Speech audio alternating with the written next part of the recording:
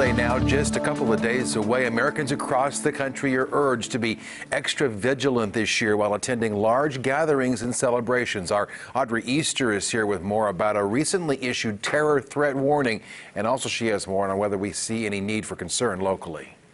The bulletin obtained by CBS News urges law enforcement and the military to be on alert for a possible terror attack. These kinds of warnings are often more of a concern in larger cities, but locally officials say they're still a good reminder for everyone to, at the very least, be more aware of their surroundings. The familiar sights and sounds of July 4th celebrations will soon begin, but terrorism experts urge Americans to be on alert this year.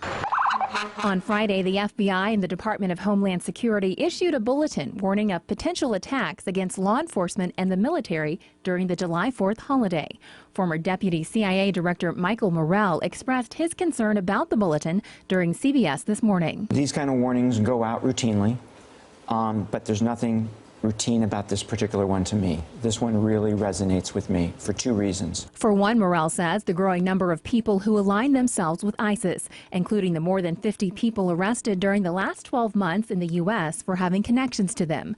And two, the radical group's alleged call for attacks against the group's enemies during the current holy month of Ramadan. I wouldn't be surprised if we're sitting here a week from today talking about an attack over the weekend in the United States. That's how serious this is. A potentially serious threat that, according to local Department of Homeland Security officials, is likely not of serious concern for the Ozarks. The likelihood that we would be a target, except for a lone wolf, is fairly low. Lone wolf terrorists, like those who targeted a Texas art show in May, are a growing concern due to the extremist group's increased use of social media. They could have people almost any place in the country that wants to be a follower. They want their, 2 minutes of fame, and they think that by doing something horrific, they would make a name for themselves and they would further the goals of this organization. The best advice? To be aware of your surroundings.